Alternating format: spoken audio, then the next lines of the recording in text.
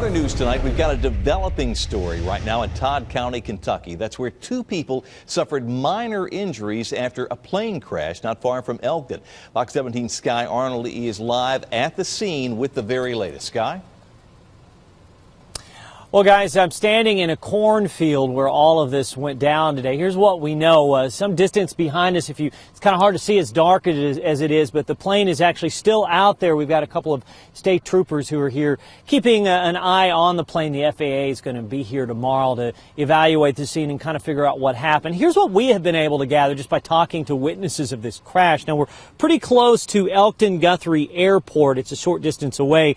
A little bit earlier today, Circuit Judge Tyler Gill and a retired Marine general who's a friend of his were in that plane that crashed. You're seeing it on your screen here. The Judge Tyler Gill was the pilot. Anyway, they were taking off and landing, we're told, from eyewitnesses. And at one point today, around 4 o'clock, during one of those takeoffs, well, something went wrong. Eyewitnesses reported hearing two booms, and they saw the plane go down and crash. Now, one resident who lives nearby tells us he actually went out to the scene to check and see and if he could, render assistance. Both Tyler Gill and retired Marine General, both of them were okay. They did receive some injuries, as we mentioned a little earlier. The judge, we're told, had 2 gashes in his head. He was transplanted to Gateway Medical Center in Clarksville. That general also had some cuts in his head and some problems with his arm, but he did not go to the hospital.